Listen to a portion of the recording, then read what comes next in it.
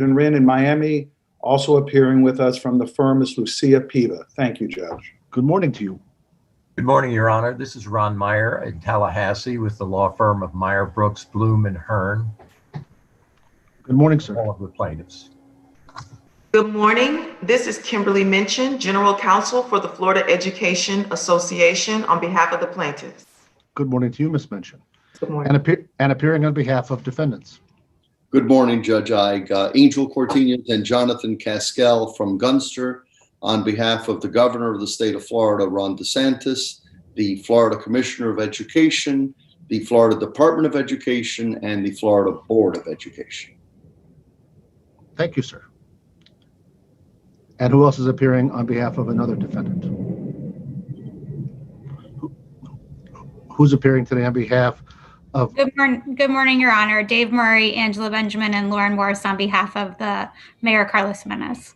Good morning to you all. All right, the matter is before the court on the defendants, the state defendants' motion to dismiss for improper venue. Both parties have briefed the issue. Mr. Cortinez, what do you wish to say in support of your motion? Your Yes, Honor, Judge. if I may, Mr. Cortinez, if I may, Your Honor, Mark Richard on behalf of the plaintiffs. I would like to ask the court, and I've practiced for 40 years. This may be the most important motion I've ever brought, Ori Tennis, to the court. I would ask for a minute to make a motion for reconsideration in terms of setting the request for mediation for tomorrow's hearing. I'd like to be heard for just a minute. I would respectfully and humbly ask the court to set and allow us to argue that today as well. And if I may, Your Honor, excuse me, before we get there, they filed this supposed emergency motion yesterday evening. We have not responded. It is not set for hearing. Your Honor's chambers set it for hearing for tomorrow. It's just improper. They know the motion that is set before the court. It's the motion that's going to be argued before Your Honor that is set today. And they have no motion to argue right now. If at the end of the presentation, they'd like to make some kind of, or during their presentation, if they want to make a presentation on that, they can. But it's our motion and we're entitled to proceed on that. Your Honor, may I respond? Yes, Mr. Cortinez. Mr. Richard, why don't you we're not going to argue your motion now. You've made it, I understand. An Ori Tennis motion to reschedule it till later today. And you've now preserved that. Mr. Cortinez is ready to argue his motion. Why don't we move to that? Can I just have the record corrected, please, sir? This is an unprecedented case. We had filed the motion, and on the 30th at 8 in the morning, just like today, the Gunster for the governor responded and filed their response to a motion to ask human beings, citizens, to come together in mediation. That day, the judge at a status conference, fully briefed, by the way, denied it, and then that night, without understanding, but we respect it, recused himself. So it's never been heard. It's an interlocutory order. And in all due respect, Your Honor, under Rule 1710, if there was ever a case where the parties should be continuing to talk to each other, it's this one. We have no idea why the governor won't sit down and mediate, or the commissioner. But the positivity rate, Your Honor, today, I just need 1 minute, sir. The positivity rate in Florida is above 14%, and in Dade, it's at 11. And Dr. Birx and the head of the CDC said you shouldn't open schools. We want to open schools. If it's at 5%, this is double that. So all I'm saying, Your Honor, is why we're figuring out all of the legal challenges, which are many, while you're going to make very heavy decisions, of which we have great respect for this bench. The human beings of this state, the governor of this state, the commissioner, the teachers I humbly and respectfully represent, should be in round-the-clock talks. They've refused that mediation. We think while you're making all these decisions, which you may make from the bench, you may take under advisement, while it's being transferred, there will be delays if you transfer it. If you don't transfer it, they've already announced they're going to automatically stay it. This case will not be able to actually get to its merits, to be congruent with the positivity rates, the ICU beds, the retirement decisions, the illness, the folks being rushed to hospitals as we sit here. And there's no way legally to get our arms around this case if we don't simultaneously sit down as citizens, as scholars, as health experts, as a governor to try to talk this out. We have to do both. And the judge just came into If I can proceed with my motion, because this Angel, please don't interrupt me. Let me just finish. Mr. Cortez, I want to let Mr. Richard complete his statement, and then I'm going to give you the floor to argue your motion. Thank you. So, Your Honor, I'll sum it up. I do respect and appreciate the decision, but while we were on a Zoom call, and first appearances in courts are by Zoom, and not a single juror that I know of in a major county is being sequestered or seated to be on a jury trial because it's all so dangerous, we paradoxically, on a Zoom call are going to make this decision, or at least present it to Your Honor to make it. And while at the same time, these very important legal issues are being debated and adjudicated, we want and request the court to order us to mediation despite the governor's refusal to sit down and talk. We know in his heart he wants to talk. We have to, for the sake of children and parents, open schools safely, and we need to not allow all the procedural issues that have to be adjudicated here serve as the only way for human beings to solve the most unprecedented crisis in our lifetime. We would ask everyone to reconsider, and we ask you, Judge, to please rule on this today. Thank you, sir. Thank you for your statement. Your Ori Tennis motion is noted.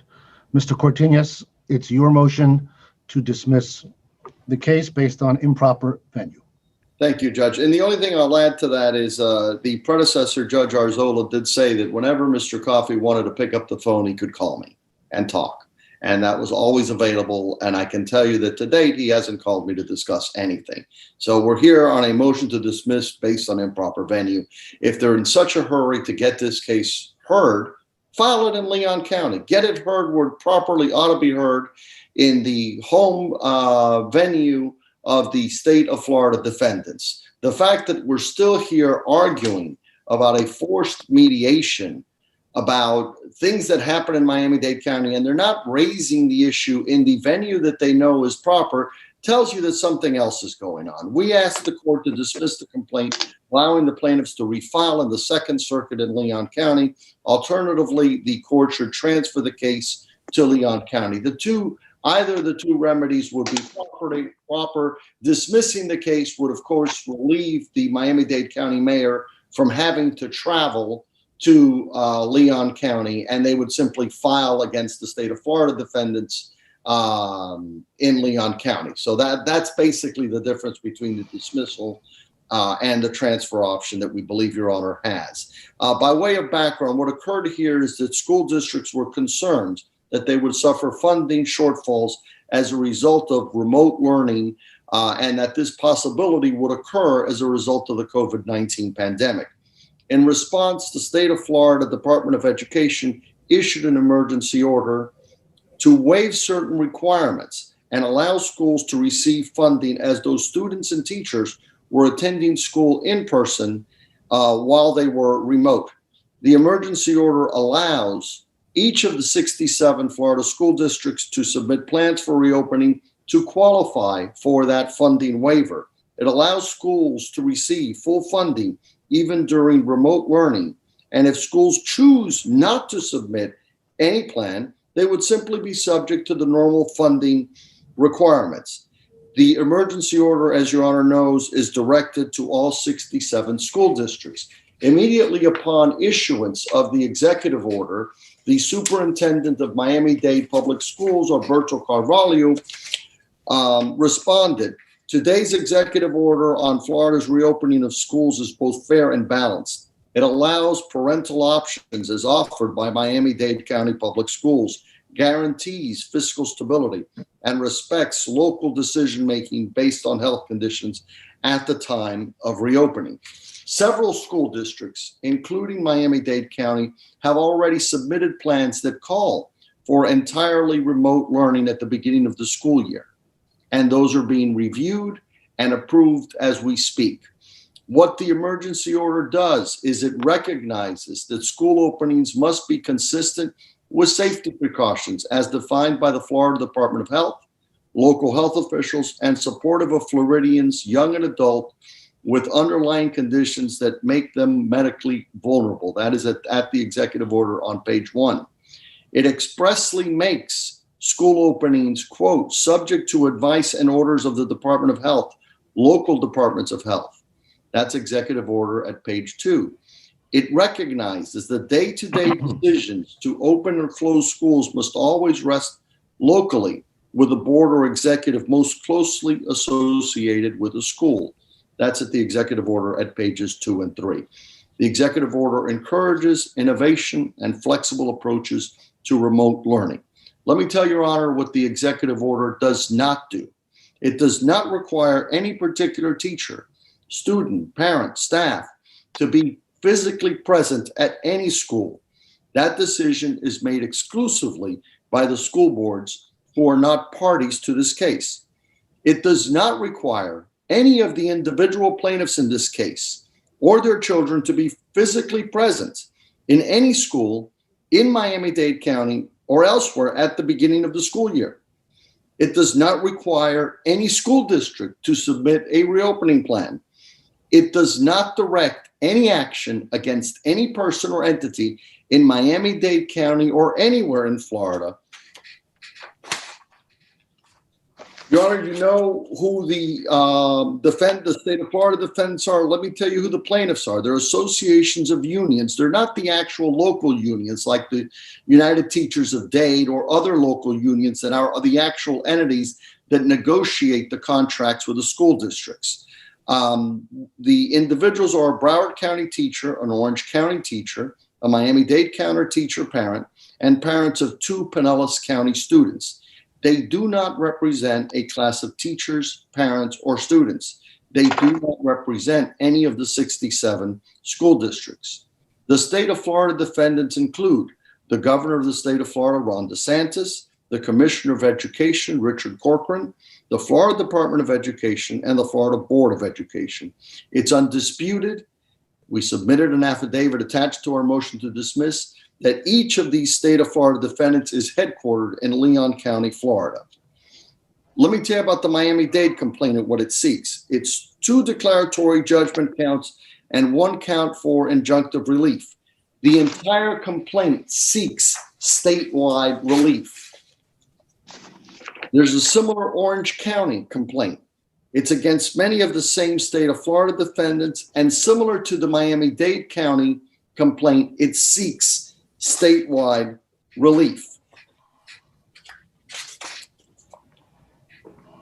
And that's important because they are traveling under the sword wielder exception that when the executive order at issue deals with a non-specific challenge to any county, but instead deals statewide and they are seeking statewide relief, they are not able to invoke that sword wielder exception. What we have is the general rule on home venue privilege, and that's set forth by the Florida Supreme Court in the case of Bush versus State, and it's cited in our brief. And the Supreme Court has said it's long been established common law of Florida that venue and civil actions brought against the state or any of its agencies or subdivisions, absent waiver exception, properly lies in the county where the state agency or subdivision maintains its principal headquarters.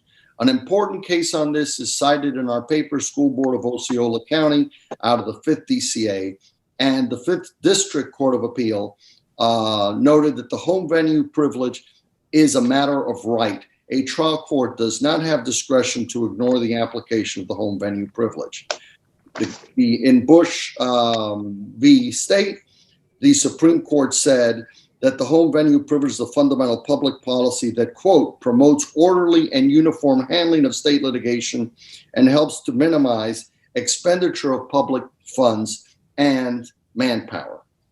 There are 3 primary cases that support our position, and one of them is the one I just mentioned, the School Board of Osceola case in the 5th District Court of Appeal, and that's at 903 Southern 2nd, 963. The plaintiffs, in response to our motion, entirely ignored this case in their response.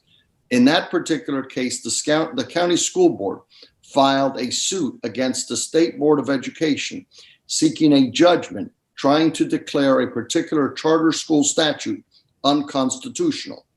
The Board of Education filed its motion to change venue, asserting that the home venue privilege applied. The Circuit Court granted the motion to change venue, and the 5th District Court of Appeal affirmed, finding that the sword wielder exception did not apply.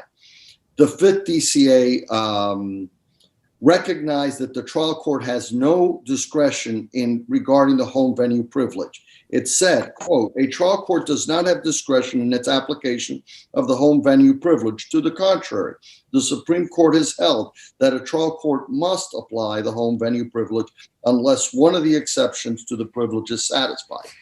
And importantly, and directly on point to this particular case, the 5th District Court of Appeal noted that that case involved the challenged constitutionality of a state statute.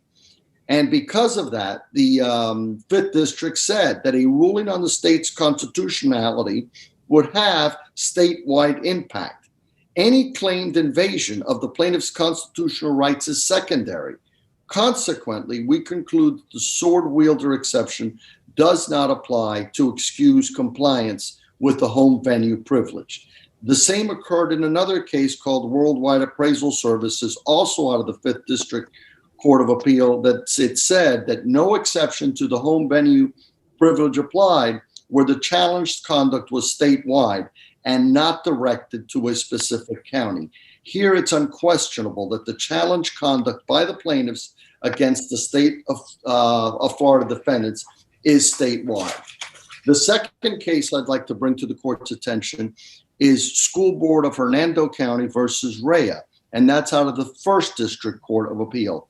The plaintiffs also, in their response and opposition to our motion to dismiss for improper venue, do not address and ignore this case. That case involved parents whose children were not promoted to the 4th grade after they chose to minimally participate in standardized testing. They brought action against the various county school boards and the Department of Education seeking declaratory and injunctive relief. The trial court in that case denied the motion to dismiss for improper venue, and the 1st District Court of Appeal reversed. The 1st District Court of Appeal said in that case, quote, "It is well settled that school boards and other governmental entities may only be sued in their home venue, the county in which they maintain their headquarters, unless an exception to the home venue privilege applies or the privilege is waived by the governmental entity." And the final case I'd like to bring to the court's attention is Florida Public Service Commission versus AAA. This case was cited by plaintiffs, but it actually proves our point. In that case, the plaintiffs brought an action, certain movers, against the Public Service Commission after the commission advised them that the delivery system that they were operating on was done without authorization as required by Chapter 323 in the Florida statutes, and advised them to cease operations. The Circuit Court denied the motion to transfer based on the home venue privilege and ruled on the constitutionality of that particular statute. In that case, the Florida Supreme Court reversed, holding that the home venue privilege applied and that the sword wielder doctrine was inapplicable because the alleged threat from the commission was neither real nor imminent. The plaintiff's sole argument against dismissal or transfer to Leon County is one of the very limited exceptions to home venue privilege, the so-called sword wielder exception. This very limited exception only applies when the defendant's actions are, one, directed to a specific county, and that action has harmed or will immediately harm a plaintiff. They may then sue in those counties. Neither of these things have been alleged or have occurred or could possibly occur in this case in Miami-Dade County. The complaint does not allege that any action was directed specifically to Miami-Dade County. It doesn't allege any of the plaintiffs were harmed or will be imminently harmed by any action of the state of Florida defendants. Here, the state of Florida has not taken any action or compelled the plaintiffs to do anything in Miami-Dade County.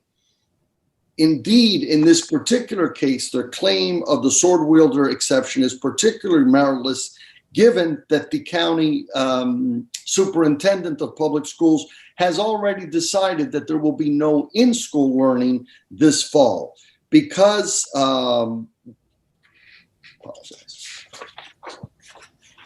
the thrust of the plaintiff's complaint, and as discussed by them now in their motion to request a mediation, deals really broadly with the possible spread of the COVID-19 pandemic.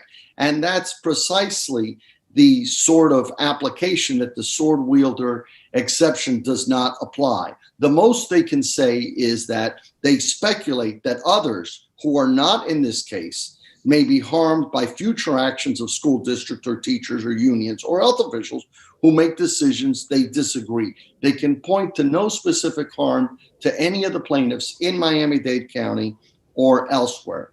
As a matter of clear right under Florida law, the state of Florida defendants are entitled to defend their statewide emergency order in a single jurisdiction in their home venue of Leon County and not be subject to suit in all counties of the state of Florida.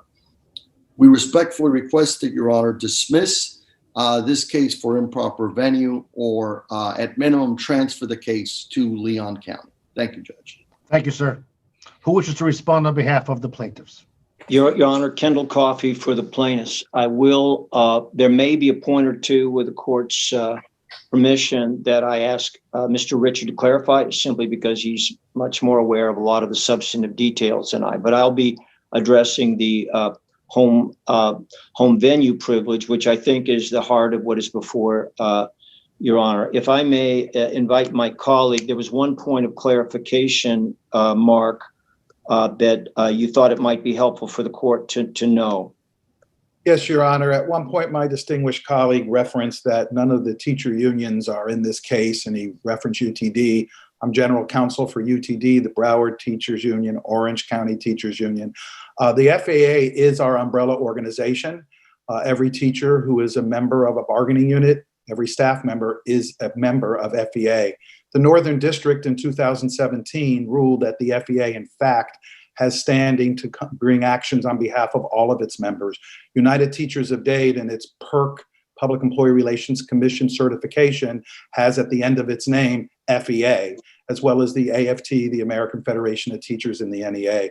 So we are made up of all union members and all bargaining unit members that belong. I think we're in 65, if not all 67 counties, including the United Teachers of Dade. And one of the plaintiffs is in fact an officer, leading officer of UTD. So I just want to clear that up. It's a legal labor law issue of which I am a labor lawyer, and I'm sure my distinguished colleague will let me correct the record that way. Thank you, Mr. Coughlin.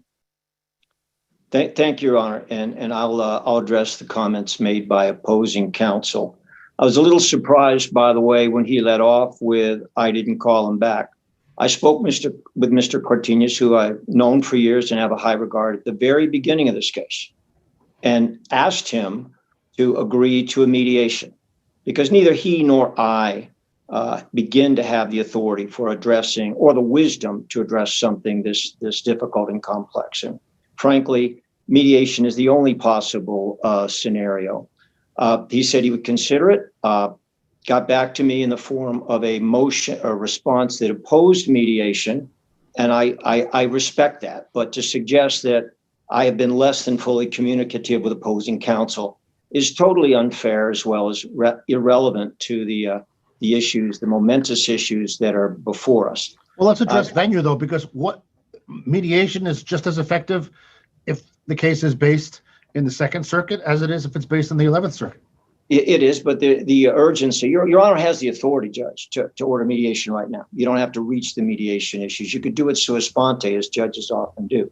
But what I think we're confronting is a procedural conundrum that virtually assures that there will be no meaningful ruling on this matter for a number of days, even as 10 or 11 school districts are set to begin next week. That's why I think Mr. Richard, being assertive as he often is, really attempted to push the issue with this court. We don't see another way to get a prompt resolution other than through mediation. It may not work, often it doesn't, but for that reason, there's been an unusual intensity of concern and voicing our desire on that subject. Judge, that's in your hands. So I know that another motion is before you right now, but obviously we think mediation is the only way to get this properly resolved with the urgency it deserves, and with human lives literally at risk. The venue motion, Judge, I think there are a couple of things we agree on. I wasn't quite clear at the beginning of Mr. Cortinez's remarks when he was talking about dismissal versus transfer. Actually, and one of the many cases on it, when home venue is properly invoked, which we say it's not here, but when it's successfully invoked, the proper procedure is you sever. The local defendants, if any, stay here. The state defendants, if their privilege is granted as part of the severance, are transferred. In this case, it would be to Leon County. And there are a lot of cases. I think we cited a state Supreme Court case on that. There's also the St. John's Medical Plans case, a 3rd District case that followed exactly that procedure. But we don't want to transfer. Let me emphasize, we think the case belongs here. And indeed, this does properly invoke the sword wielder exception. Mr. Cortinez is certainly right that that's the issue. We're not arguing any other grounds to address the home venue privilege. But the sword wielder exception is not so limited or freakishly rare as counsel's arguments might suggest. It's been applied by courts a number of times, and we cite many of those cases in the papers. And it has a couple of such essential elements, which include, I think, best analyze a constitutional violation has to be alleged. We've certainly alleged that. There are some cases that suggest it could also be a statutory violation, but most of them say a constitutional violation, and that there has to be harm, a particular injury that occurs in a specific county. Now, and that injury has to be real. There's some cases that have to say it has to be imminent, but the constitutional injury and the local impact are the heart of this exception. And as we do in so many cases, we start out with a pleading, and the allegations of the pleading are taken as true. And the venue allegations are to be measured as of the time the case is filed. We all recognize, frankly, with deep gratitude, that Miami-Dade has postponed any prospect of in-class teaching for 2 months. But that's a reprieve. And it doesn't mean that the concerns and the injury and the threats and the actual physical, measurable, tangible results that exist right now, that they have evaporated. They're still in front of us. And I can assure Your Honor, they're felt deeply by the clients, including plaintiffs in this case, and they haven't gone away. And as we can easily understand, one of the reasons that venue is measured as of the time a case is filed is you can't flick it on and flick it off like a switch. If this case had proper venue based on the sword wielder doctrine at the time we filed it, then a postponement in Miami-Dade is a welcome event. But unfortunately, for the teachers, for the students, for the parents, for the grandparents, this crisis has not gone away. And as we talk about in our pleadings, the injury and the threat and the ordeal and the danger are qualitatively different in Miami-Dade than any other county in the state. We describe ourselves as ground zero, as epicenter, but to use everyday language, this is perhaps the most dangerously infected community in the country. And for that reason, among others, which we'll describe, the injury is landing most heavily, and it is particularly substantial, qualitatively different than the injury that faces any of Florida's other counties. As we know that there are 125,000 COVID cases just in Miami-Dade. When schools were shut down back on March 17th, there were 314 in the entire state. And tragically, we know that the deaths have been many and the deaths are continuing. So the allegations of the complaint establish all of the things we know to be true, that Miami-Dade is the epicenter, that this is the heart of the problem, that this is where things are much worse than anywhere else. You could be perhaps in some counties and not be in fear for your life or in fear of bringing your elderly parents or your grandparents at severe risk of a potentially fatal disease. But here, none of those concerns are illusory. They're not speculative. They are as real and unfortunately sometimes deadly as we might fear. The allegations of the complaint describe a plaintiff and lawsuits and injury and standing and venue, certainly involve very significantly who are the parties. And there are certainly parties, plaintiffs that are not in this case. And there are certainly millions that we believe are put at varying degrees of risk by the state's emergency order. But this lawsuit and this venue issue center to some extent on a woman named Mindy Vestji. And we allege in paragraph 10 that she is a parent, educator, and resident of Miami-Dade County. Her husband is also a public school teacher. They've been in public schools for 28 years. Her son is an incoming senior attending Miami-Dade High School, diagnosed with a chronic digestive disorder and a compromised immune system. Obviously, very serious peril for them to be going to school or for him to be going to school.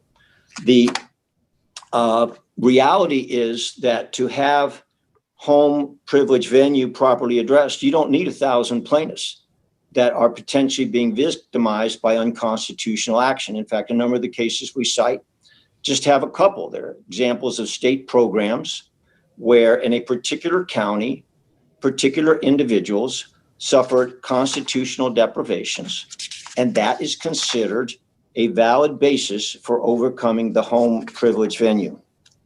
The allegations that we make need to establish that the threat of constitutional deprivation to our client is real, and that, and some of them use the language of imminent, and whether imminence is 2 months or 2 days, we know that there's only at best a temporary reprieve, and there doesn't seem to be an ability to say that this family does not face this danger. And of course, we do measure these cases based upon the time the pleading is filed. It goes on to say that she and others are put at risk because the emergency order comes with severe pressure by the state government, 39 at paragraph 39. That there is, I can continue with some of the allegations in the complaint, that she faces a regime that is being presented by the state of Florida that is essentially not predicated on science. So you have somebody who, along with her husband and their child, who's got particularized vulnerabilities here in Miami-Dade, who is being told that you are not going to be protected by, for example, the criteria of the White House that say you don't open schools unless and until positivity is at 5% or less for 14 days. That kind of fundamental, science-based, legitimate authority and principle has vanished with the emergency order.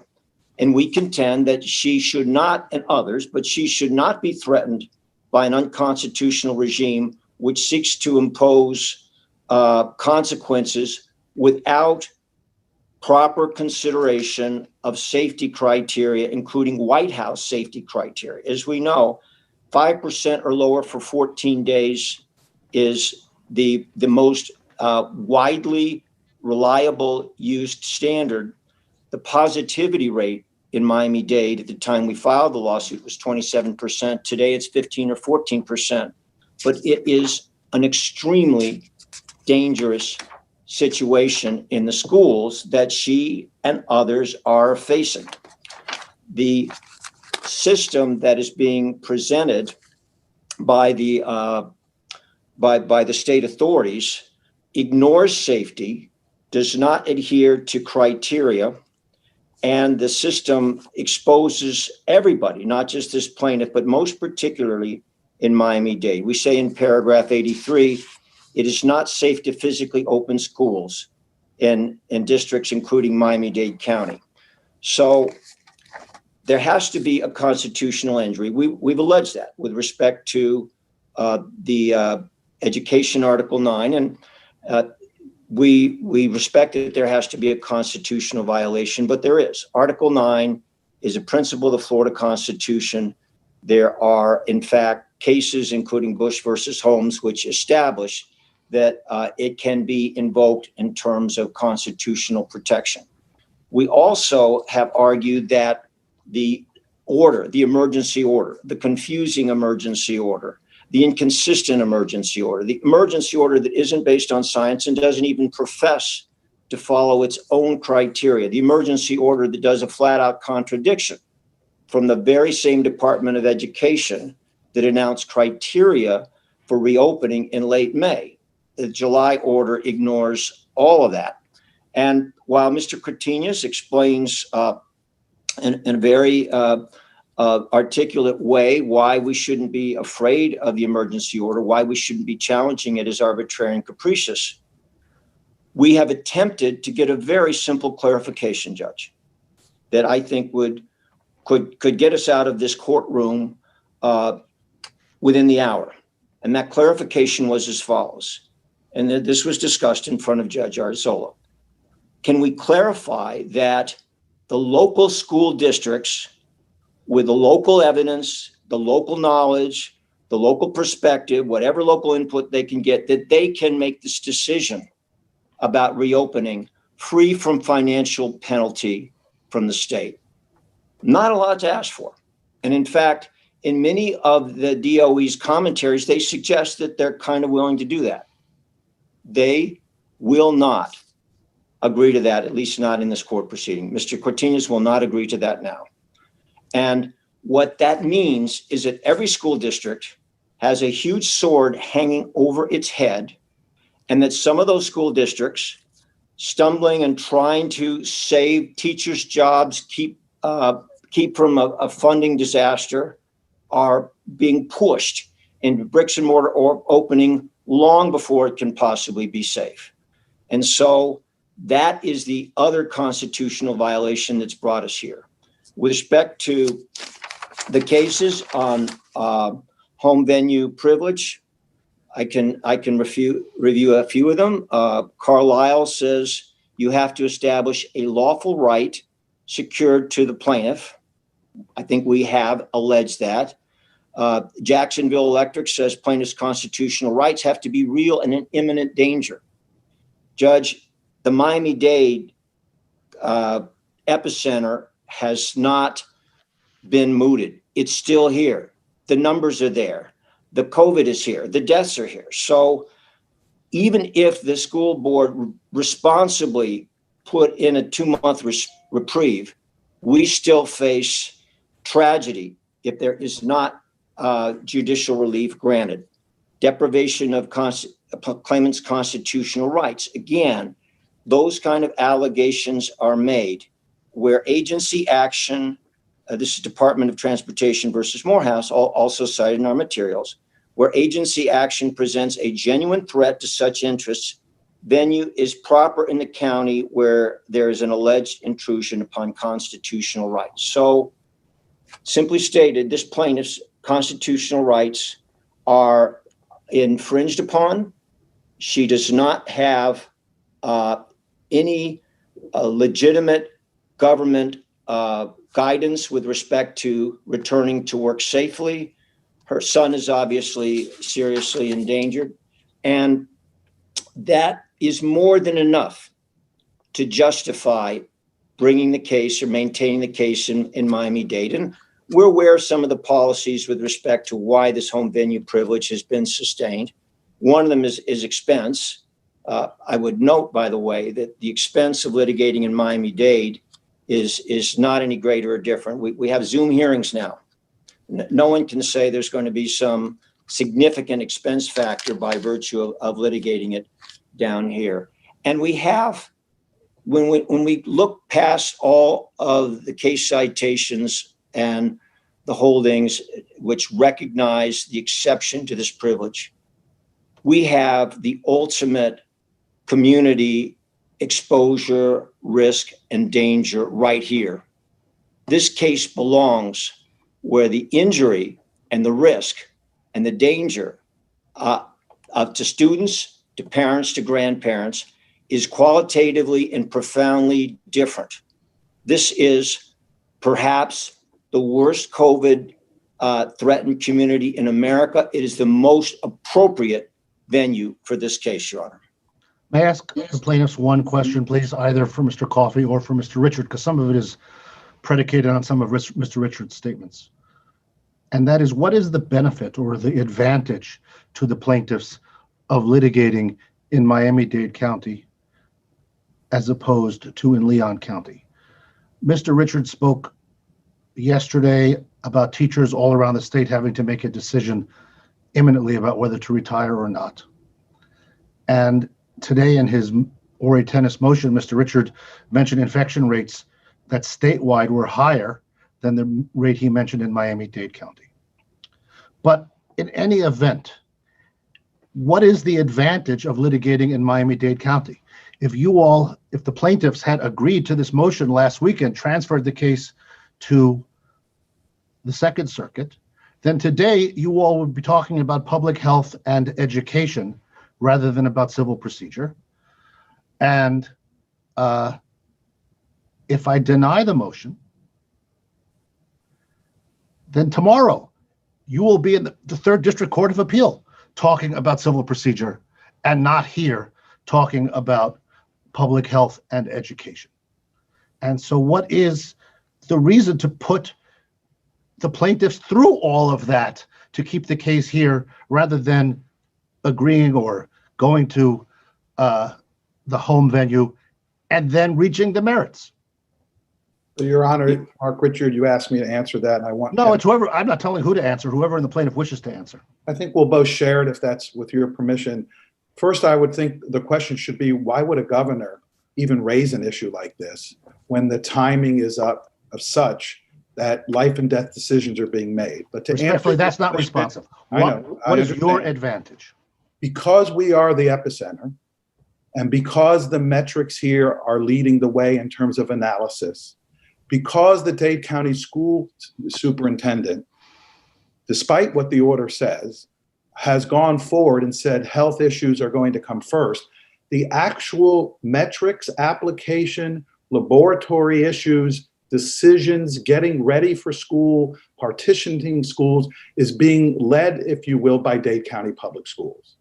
And and you could have already been telling that to a Second Circuit judge a week ago, rather than talking about transfer. Sure, and if Mr. Cortines didn't say that he doesn't have to exercise an automatic stay. That's the governor's choice. That's the governor's choice. There's no law that says you have to exercise it. That was a governor's choice not to mediate. So all of these questions are fair, Your Honor, but they're all based on procedure. What about safety? The safety would have said we all go to mediation. We would hear the case here. He is the governor of the citizens of Dade County as equal as he is of Orange County. And it's all by Zoom. They gain nothing by whether it's here or there, but delay. Mr. Coffey? Your Honor, I'll be very quick. As it happened at the time we filed the suit, Miami-Dade had not announced his plan. But ultimately, the decision was to go to where the virus threats to educators, to students, was at the very worst, far worse here than anywhere else.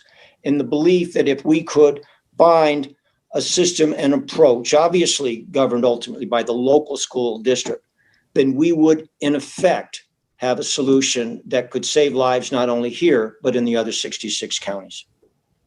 Thank you, sir. Mr. Cortines, would you like to have the last word? Mr. Cortines, you're muted. Thank you, Judge. I'll be brief. The plaintiffs, they speak about concerns that would relate to school districts. It's very clear that they do not represent any of Florida's 67 school districts. And indeed, you know, Your Honor knows the reaction of the superintendent of Miami-Dade Public Schools to the executive order that they seek to challenge. In the end, Your Honor, this is a court of law, not a court of public policy. And in this court of law, there are cases. There are cases cited by the state of Florida defendants, including Bush versus State, Osceola County, Hernando County, and Florida Public Service Commission versus AAA. None of those cases have been addressed by the plaintiffs. In each of those cases, the court found that the state of Florida defendants have home venue privilege, that when they seek a challenge to a constitutionality of a statute, an order, a decision by the state, that affects all people, and that does not call into question the sword wielder exception. And that cases like those, just like cases like this one, should be transferred to Leon County. It's the plaintiffs who chose to bring these kinds of actions in two forms, one in Orange County and one in Miami-Dade County. Because there are two cases, and there could be more, the state of Florida defendants have rightfully invoked their home venue privilege and desire to move this case along swiftly and bring it in Leon County. I'd also like to add, Your Honor, that at the end of the day, none of the plaintiffs can allege any real harm that is occurring to them today. No injury. It's all entirely speculative in what could happen in the future. The fact that Miami-Dade public schools are not open means that there is no immediate harm. And I thought Your Honor asked a very good question, an insightful question of what benefit is it to them? There is no benefit to them. They bring it up in two forms. They make the state of Florida defendants waste resources because there are resources spent. Make no mistake, the state of Florida has had to engage lawyers both in Orlando and in Miami. They would have to prepare for preliminary injunction hearings, both in Miami-Dade County, in Orlando. There's the danger of adverse rulings. So we respectfully request, based on the home venue privilege, that Your Honor grant our motion to dismiss and either dismiss the case or transfer the state of Florida defendants to the Second Circuit in Leon County. Thank you very much, Your Honor. Thank you, Mr. Cortinas. Yeah, this court, having heard from all parties, finds that the law of home venue privilege does apply to this case, that it is an issue of statewide importance, crucial issue of statewide importance. Consequently, the court will transfer the matter to the Second Judicial Circuit in Leon County. We'll order that be done on an expedited basis. If each party will have someone contact Ms. Janet Varela Wong in my office, we will work with the clerk of court, Mr. Harvey Reuven, to get the case transferred today and hopefully see if we can have a new judge assigned in that circuit by the end of the day so that the case can move forward quickly on the merits rather than being bogged down longer than this in procedural litigation. The court will, in a few moments, issue a written order to that effect. Anything else today from any party? No, Judge. Anything else from the plaintiffs? No, Your Honor. Thank you all for your time today. Thank you all today, and we shall be in recess. Thank you. Thanks.